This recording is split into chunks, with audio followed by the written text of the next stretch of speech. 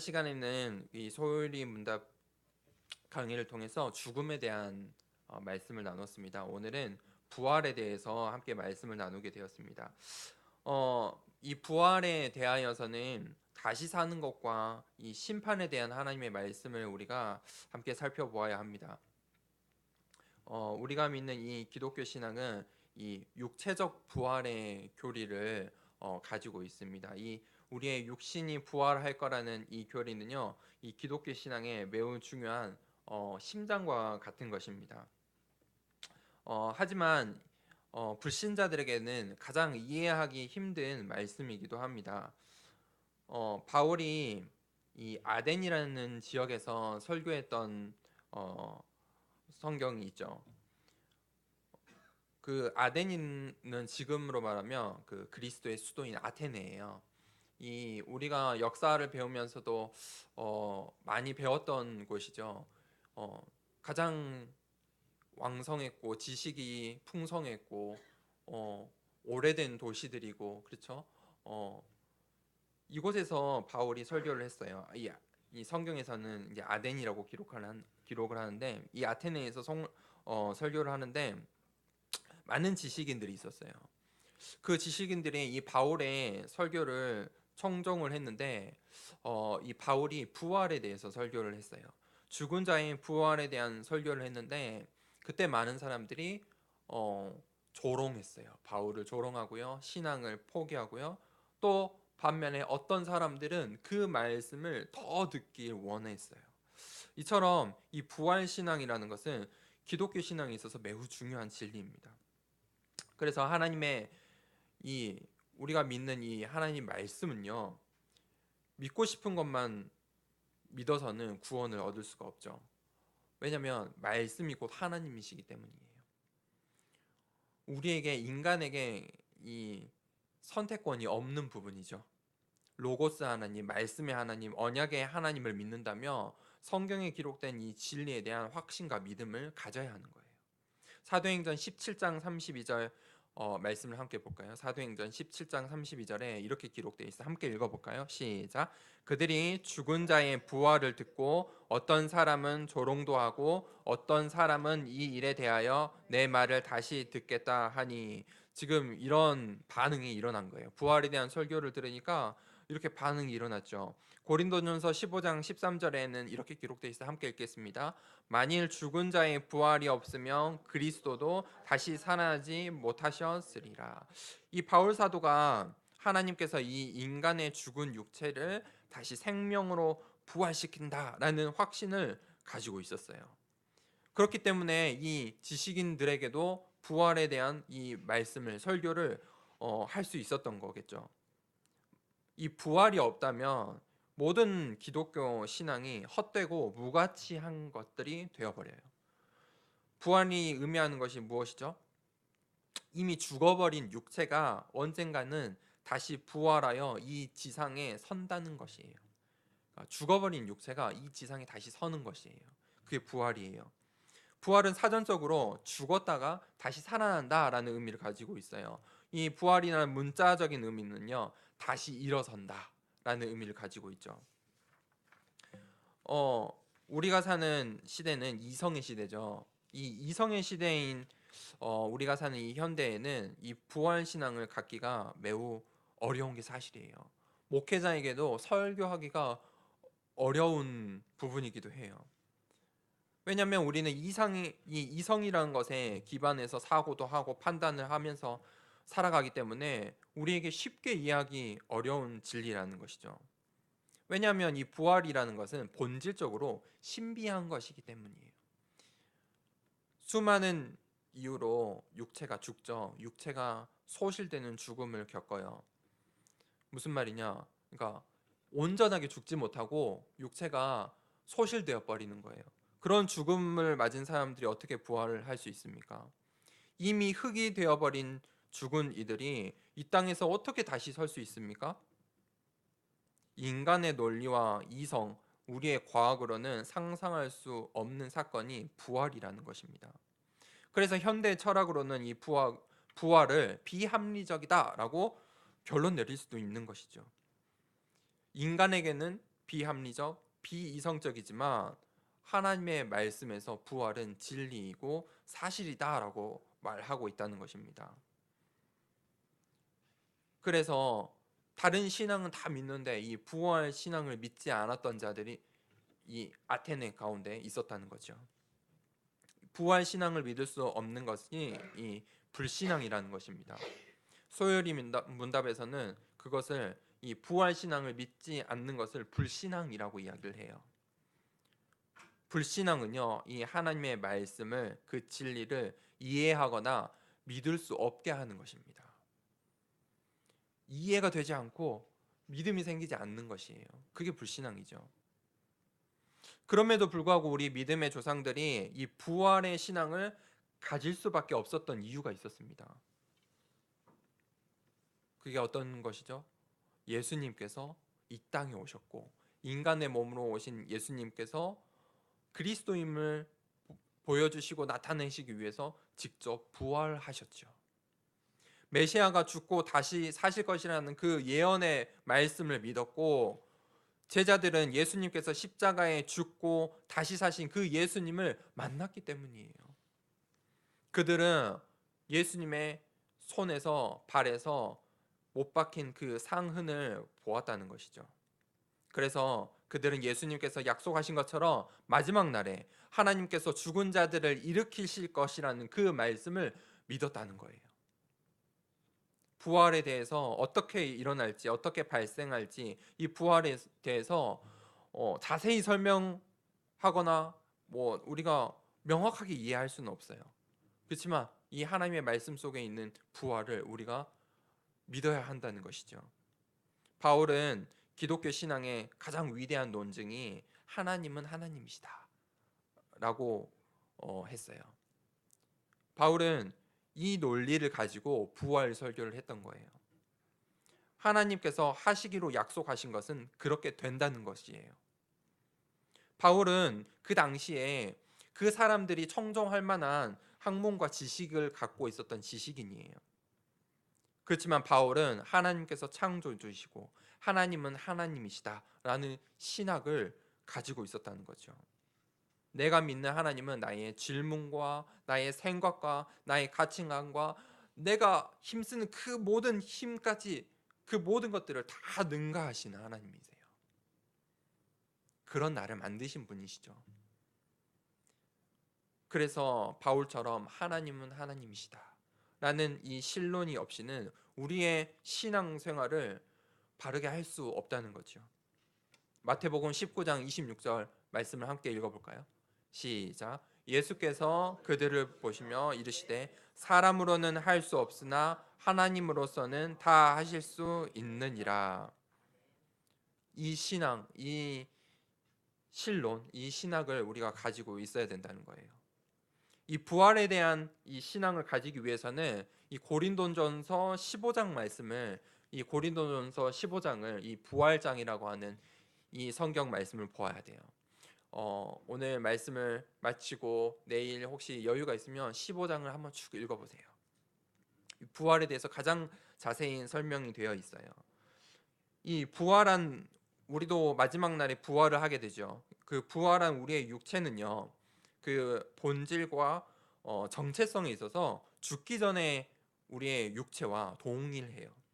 하지만 그 부활한 육체는요, 질적으로 능력적인 것으로서는 상당히 죽기 이전의 육체와는 다르다는 거예요. 우리가 죽음 이후에 완전한 새로운 육신을 다시 갖는 것은 아니에요.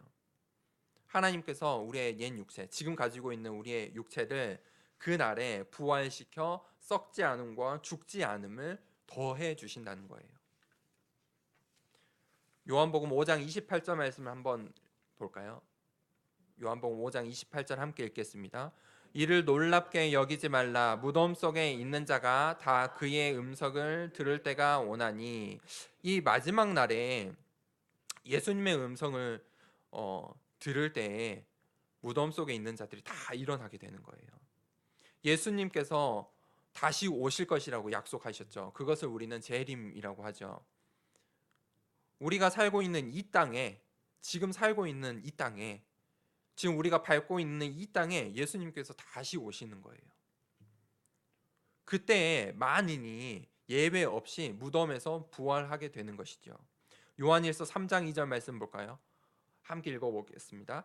사랑하는 자들아, 우리가 지금은 하나님의 자녀라. 장래에 어떻게 될지는 아직 나타나지 아니하였으나 그가 나타나시면 우리가 그와 같은 줄을 아는 것은 그의 참 모습 그대로 볼 것이기 때문이니. 아직 나타나진 않았지만 그 마지막 날에 우리가 그와 같을 줄을 아는 것은 그의 참모습 그대로 볼 것이기 때문이다. 여기서 그가 누구이죠? 그가 나타나시면 우리가 그와 같이 된다. 예수님. 다시 오실 예수님처럼 우리도 부활하게 된다는 것이에요. 마지막 날에 이 신자들의 육체도요 변화하게 돼요. 완전해지게 돼요. 그래서 그 육체 영혼에 있어서 재림하신 예수님께서 다시 오시는데 그 예수님처럼 우리도 변화하게 된다는 것이에요. 베드로후서 3장 12절에서 13절 말씀 볼까요? 함께 읽어보겠습니다. 하나님의 날이 임하기를 바라보고 간절히 사모하라. 그 날에 하늘이 불에 타서 풀어지고 물줄이 뜨거운 불에 녹아지려니와 우리는 그의 약속대로 의가 있는 곳인 새 하늘과 새 땅을 바라보도다. 그 마지막 날에 어떻게 된다고 했죠? 우리가 창세기를 읽고 있죠. 창세기에 하나님께서 이 땅을 노하셔서 어떻게 심판을 하셨죠? 노아 시대에 물로 심판을 하셨죠. 그런데 두 번째 심판이 있을 것인데 그때는 어떻게 하신다고 했죠? 이 말씀에 불로. 전 세계가 화염에 불타게 될 것이에요. 하나님 말씀대로라면 하늘과 이 땅 위에 있는 모든 물질들이 뜨거운 불에 녹아버리게 되는 거예요. 그게 두 번째 지금 심판이죠. 불의 심판. 그렇지만 그 심판이 있은 이후에 하나님께서 노아 시대에는 어떻게 하셨죠? 무지개를 통해서 약속하시고 새 땅을 보여주셨죠. 이때는 하나님께서 완전한 새 하늘과 새 땅을 보여주겠다고, 너희에게 주시겠다고, 우리에게 보여줄 거라고 약속하셨어요. 그것을 보고 우리가 신천지라고 해요. 지금 이단인 신천지 말고 그 사람들이 이 성경의 단어를 잘못 쓰는 건데 새로운 세상이 열려요. 그렇죠? 약속하셨죠? 하나님께서 약속하신 대로 의가 있는 곳인 지금 우리가 사는 땅은 어떤 곳이에요? 이 세상의 주관자가 장악하고 있는 땅이에요. 영적인 싸움이 있는 곳이에요. 그렇죠? 이 세상의 주관자가 있는 땅이에요. 그렇지만 새로운 땅 그곳에는 의가 있는 곳이다. 완전한 심판이 끝나고요. 새 하늘과 새 땅을 하나님께서 보게 하신다라고 약속하셨어요. 고린도후서 5장 10절 말씀 볼까요? 함께 읽겠습니다. 시작. 이는 우리가 다 반드시 그리스도의 심판대 앞에 나타나게 되어 각각 선악간에 그 몸으로 행한 것을 따라 받으려 함이라. 그 날에 온 인류가 그리스도의 심판의 보좌 앞에 다 모여서 서게 돼요. 모든 사람들이 무덤에서 이 땅에 있던 모든 사람들이 다 일어나서요. 한 곳에 다 모여서 심판의 앞에 서게 돼요. 심판에 하실 예수 그리스도가 그 보좌 앞에 있는데 모든 사람들이 그 앞에 서서 심판을 받게 돼요. 그리고 모든 사람들이 심판을 받는데 모든 사람이 자신이 행한 것을 대해서 자신의 그렇죠? 각각 선악간에 그 몸으로 행한 것을 따라 받으려 합니다. 심판을 받는다라고 기록하고 있죠. 우리가 행한 것에 대해서 하나님께서 심판을 하신다는 거예요. 마태복음 7장 27절 우리 같이 한번 또 읽어보겠습니다. 시작. 나더러 주여 주여 하는 자마다 다 천국에 들어갈 것이 아니요 다만 하늘에 계신 내 아버지의 뜻대로 행하는 자라야 들어가리라.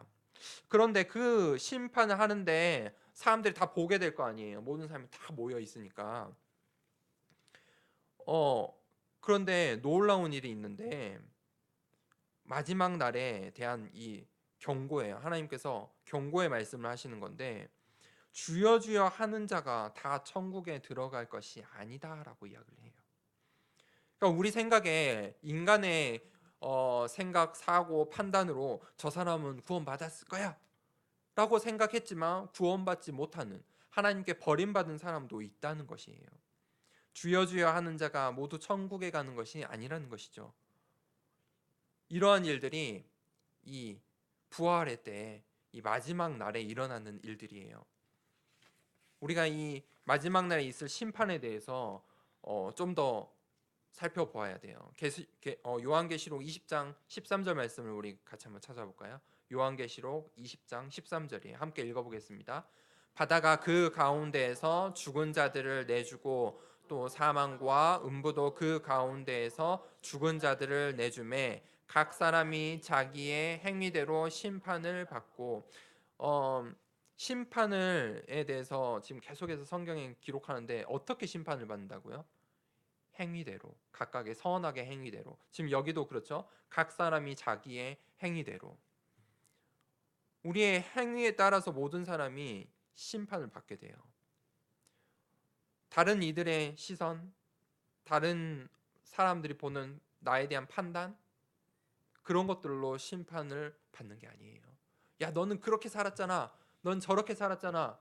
너가 어떻게 천국에 갈 수 있어? 그걸로 심판받는 거 아니에요.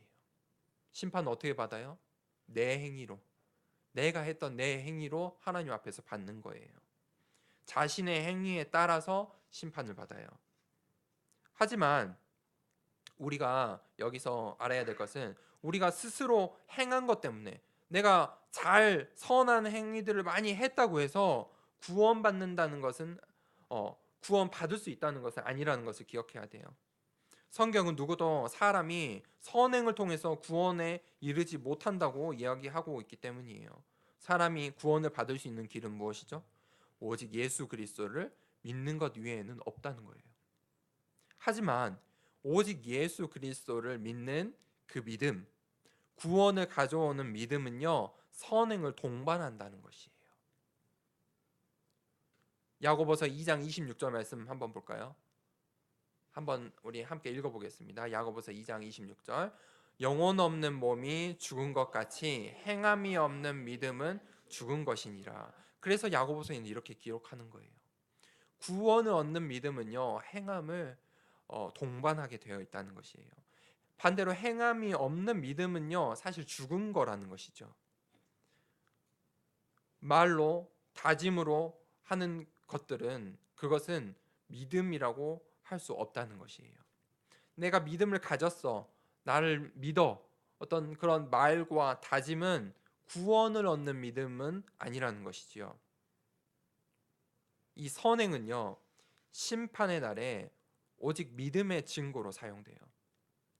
무슨 말이냐? 심판 날에 내가 나의 믿음을 이제 하나님 앞에서 이렇게 심판을 받아야 되잖아요. 내가 구원을 받을 만한 믿음이 있는지 없는지 심판을 받아요.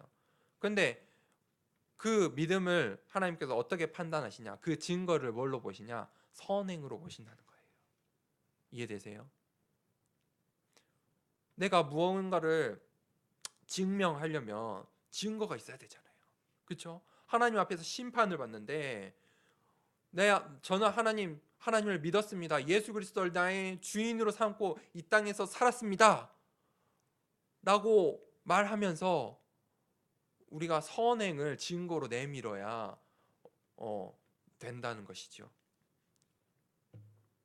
그래서 어떤 선행도 보여주지 않고 저 예수 그리스도를 믿었습니다. 하나님 당신을 믿었습니다. 라고 할 수 있는 사람은 없다는 것이에요. 작고 보잘것없는 것이지만 그러한 작은 선행이 믿음의 증거가 된다는 것이에요.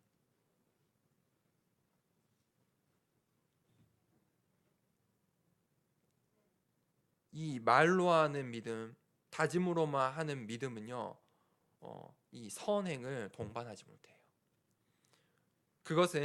그 진실은 내가 진짜 하나님을 믿고 있는지 믿고 있지 않느니, 그 진실은 이 심판대 앞에서 다 판가름이 된다는 것이죠.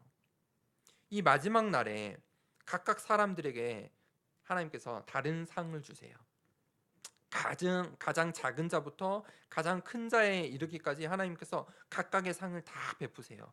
영원토록 하나님을 기뻐하는 일에 있어서 우리가 그 완전한 복에 작은 자부터 큰 자까지 각자 다 다르지만 참여하게 된다는 것이에요. 그렇지만 우리가 여기서 알아야 될 것이 그 작은 상이라고 할지라도 오늘날 우리말로 우리가 상상하지 못할 만큼 부자라는 사실을 기억해야 돼요. 부자가 무엇이죠? 여러분, 부자가 무엇입니까? 쉽게 생각해 보세요. 부자가 무엇이죠? 돈을 많이 가지고 있는 거죠. 돈을 풍부하게 가지고 있는 것을 우리가 부자라고 해요. 만족할 만큼, 그건 좀 아닌 것 같고, 하여튼 돈이 많은 것을 부자라고 우리가 흔히 이야기하죠. 이 돈이라는 화폐를 많이 갖고 있는 것을 이야기를 해요. 그러면 부자들이 그 돈이라는 그 화폐 때문에 즐거워합니까? 그 돈을 가지고 있어서 즐거워해요? 그렇진 않죠. 그 돈으로 다른 것들을 할 수 있으니까 즐거워하는 것이에요. 그러니까 돈이 편리함을 가져다 주기 때문에 그 돈을 즐거워하고 좋아하는 거예요. 구원받은 자는요, 지금 우리가 생각하는 그 부자의 즐거움보다 더 큰 축복의 상이에요. 오늘날의 말로 하면 부자라는 거예요. 그것을 뛰어넘는다는 것이죠. 그래서 우리가 기억해야 될 것은 구원받은 모든 사람이 이 마지막 날에 완전한 하나님의 소유가 된다는 것이에요. 다시 말해서 하나님과 함께하는 임마누엘의 축복을 완전하게 누리게 될 수 있다는 것이에요. 성경은 그것을 보고 상급이라고 이야기를 해요. 그리고 성경은 그것을 복이라고 이야기를 해요. 시편 16편 11절을 같이 한번 읽어볼까요? 시작. 주께서 생명의 길을 내게 보이시리니 주의 앞에는 충만한 기쁨이 있고 주의 오른쪽에는 영원한 즐거움이 있나이다. 하지만 이 세상의 즐거움, 이 시대의 즐거움, 그 돈은요, 영원한 기쁨을 주지 못해요. 하나님께서 어떻게 보면 이 천국의 기쁨을 알려주려고 이런 우리가 돈의 즐거움을 알게 하셨나 싶기도 해요. 우리가 돈을 벌어서 무언가를 살 때 즐겁잖아요. 그 즐거움. 그런데 그 돈이라는 것은요, 영원한 기쁨을 주지 못해요. 왜 그래요? 돈의 가치가 계속 변해요. 돈은요, 계속 변하는 거예요. 돈을 가지고 있는 사람들은 어떻게 해야 돼요? 그걸 지켜야 돼요. 계속 변화하니까, 이 시대가 계속 변화하니까 그것을 계속 지키려는 그런 마음을 가져야 돼요. 지켜야 돼요, 또. 그런데 사람의 마음이 그렇지 않죠. 더 가지고 싶어요. 그러한 인간의 욕심 때문에 돈이 영원한 기쁨을 주지는 못해요. 돈을 쓸 때는 기쁜데 가지고 있을 때, 많이 가졌을 때, 많이 없을 때 인간은 그런 기쁨을 느끼지 못하는 거죠. 하지만 심판 날에 신자들은요, 영원한 기쁨, 즐거움을 가지게 돼요. 사람들이 천국을 애매모호하게 생각하고 있는데, 쉽게 말하면 여러분들이 계속 돈을 쓸 수 있는 거예요. 주머니에서 계속 돈이 나오는 거야. 다 웃잖아요 지금. 제가 설교한 것 중에 제일 기뻐 보여요. 막 즐거워. 그 즐거움보다 더 크다는 거예요. 영원한 기쁨, 영원한 즐거움, 영원한 돈. 그거랑 뭐 비슷하다는 거예요. 신자들에게 있어 가장 큰 기쁨은 다른 것이 아니라 하나님 자신이에요. 그래서 하나님께서 우리에게 가장 큰 상급을 주셨는데 그 큰 상급이 하나님이라고, 나라고 이야기하세요. 창세기 15장 1절 말씀 함께 읽어볼까요? 창세기 15장 1절입니다. 함께 읽겠습니다. 이후에 여호와의 말씀이 환상 중에 아브라함에게 임하여 이르시되 아브라함아 두려워하지 말라. 나는 내 방패요 너의 지극히 큰 상급이니라. 여호와의 말씀이 지금 말하고 있는 거예요. 하나님께서 말씀하시죠. 그리고 마지막에 뭐라고 하세요? 이게 주어예요. 마지막에 뭐라고 하시죠? 나는 내 방패고 너의 지극히 큰 상급이다. 나는 너의 방패고 내가 너의 큰 상급이다. 하나님께서 그렇게 말씀하고 계세요. 이 마지막 날, 그 날에 이르면 이 신자들은요, 이 땅에서 경험하지 못한 천국을 맛볼 수 있어요. 천국은요, 하나님의 충만하심과 하나님과 함께 있기 때문에 그로 인한 기쁨들이 가득한 곳이에요. 이것도 잘 모르겠죠. 여러분이 좋아하는 사람 있죠. 편한 사람 있어요. 그 사람을 좋아하는 것으로만으로도 어떤 기쁨이 생기죠. 근데 그 사람과 걱정 없이 휴가를 가는 거예요. 휴가를 가서 함께 있으면요, 그 같이 있는 것 이상의 기쁨들이 나와요. 하나님께서 우리와 함께 하는 것, 하나님께서 우리에게 충만하게 함께 하셔서 그로 인해서 수많은 기쁨들이 터져 나오는 거예요. 그것이 천국이에요. 그리고 그때 인간은 마침내 인간의 존재 이유, 인간의 존재하는 목적, 그게 뭐죠? 소요리 문답 1문에 나와 있죠. 하나님을 영화롭게 하는 삶, 그 삶을 완성할 수 있게 돼요. 하나님께 온전히 기쁨이 되는 삶이 그때에 비로소 완성이 된다는 것이에요. 정확하게 말하자면 이 땅에서는요, 누구도 하나님과 함께하는 삶을 완전히 체험할 수 없어요. 누구도 이 땅에서는 하나님과 완전히 완벽하게 행복하게 함께 살 수 없다는 것이에요. 모든 사람이요 다 똑같아요. 목회자도 똑같아요. 내 인생 가운데, 여러분의 인생 가운데 힘써야 해요. 이 세상의 주관자들과 이 세상과 이 세상의 수많은 것들과 우리의 욕심들과 이 세상과 세속과 싸우면서 하나님과 함께하는 삶을 살아가는 거예요. 그 싸움 속에서 우리가 하나님과 함께하는 임마누엘을 누릴 때 우리가 그때 잠깐 이 천국을 맛볼 수 있는 거예요. 그 천국을 맛보면서 그 은혜로, 그 맛본 은혜로 살아가는 거예요.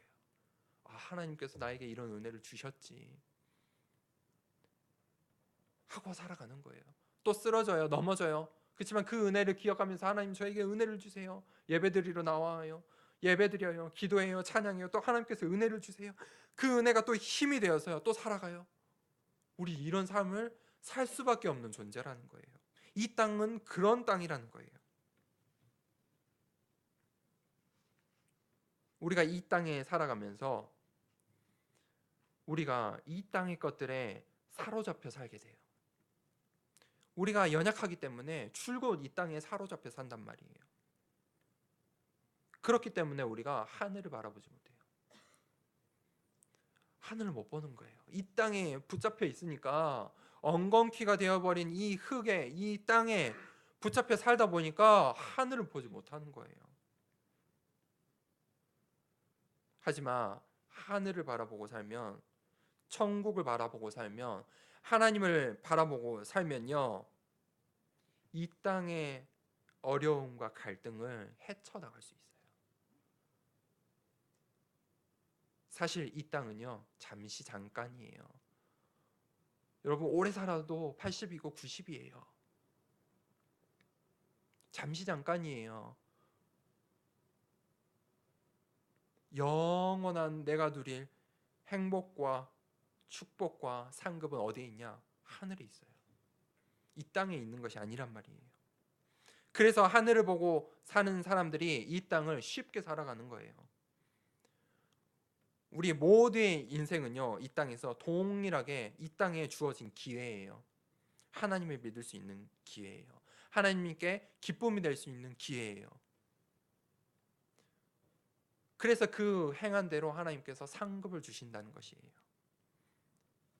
그래서 우리는 두려워하지 말고 우리의 방패 되시는 상급 되시는 하나님을 기억하고 어디를 보고 살아야 돼요? 하늘을 보고 살아야 돼요. 하늘을 보고 사는 인생이 되었으면 좋겠어요. 제가 이 설교를 준비하면서 되게 이렇게 힘들었어요. 왜냐면 저도 제 시선이 자꾸 이 땅에 있어요. 땅에 있는 저의 시선을 바라보면서 수많은 갈등과 이 설교라는 것이요, 나와 상관없는데 말할 수가 없거든요. 내가 이 말씀이 뚫리지 않으면 말을 할 수가 없어요. 이해조차 할 수 없어요. 그런데 이 고린도전서 15장, 이 부활장, 이 하나님 말씀이 있는데 저에게 하나님께서 다시 이렇게 힘을 주시고 은혜를 주셨어요. 고린도전서 5장 57절에서 58절을 읽고 함께 마쳤으면 하는데, 여러분에게도 이 은혜가 있었으면 좋겠고요. 오늘 이 바울이 우리에게 설교하는 거예요. 바울이 내 앞에 있다고 생각하세요. 저를 버리세요. 바울이 그 아테네에서 부활을 확신을 가지고 그 지식인들에게 얼마나 말하기 힘들었겠어요. 그런데 저 사람들에게 조롱을 받으면서 자신의 모든 걸 다 내어버리고 설교한 거예요. 부활 설교를 했어요. 그리고 믿는 자들에게 이렇게 이야기를 하는 거예요. 자, 57절부터 58절 우리 큰 목소리로 함께 읽어보겠습니다. 시작. 우리 주 예수 그리스도로 말미암아 우리에게 승리를 주시는 하나님께 감사하노니, 그러므로 내 사랑하는 형제들아, 견실하며 흔들리지 말고 항상 주의 일에 더욱 힘쓰는 자들이 되라. 이는 너희 수고가 주 안에서 헛되지 않은 줄 알미라. 아멘.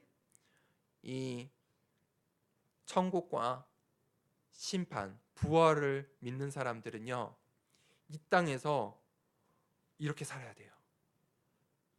하나님께서 우리에게 승리를 주셨어요. 이미 주셨단 말이에요. 하나를 바라보면 우리에게 있는 그 승리를 맛볼 수 있어요. 볼 수 있어요. 우리가 그 승리를 붙잡고요, 어떻게 하라고요? 견실하며 흔들리지 말고. 제가 흔들렸나 봐요. 이 말씀에 이렇게 힘이 되었어요. 견실하며 흔들리지 말고 항상 주의 일에 더욱 힘쓰는 자들이 되라. 이는 너희 수고가 주 안에서 헛되지 않은 줄 압니다. 여러분, 주의 일에서 이 주의 일에 힘쓰는 것, 그 수고는요 하나도 헛된 게 없어요. 이 땅의 것은요 허무할 때도 있고 어이없을 때도 있고 날아가 버릴 때도 있잖아요. 노력했는데, 열심히 했는데 내 손에 못 잡을 때도 있잖아요. 이 땅의 것들은 그래요. 노력한다고 해서, 어떻게 보면 노력한다고 해서 다 가질 수 있는 것도 아니에요. 그런데요, 이 세상 것은 그래요. 그렇게 허무한 것들이에요. 근데 주의 일은요, 하나님께서 다 기억하신대요. 단 한 가지도 헛된 것이 없어요.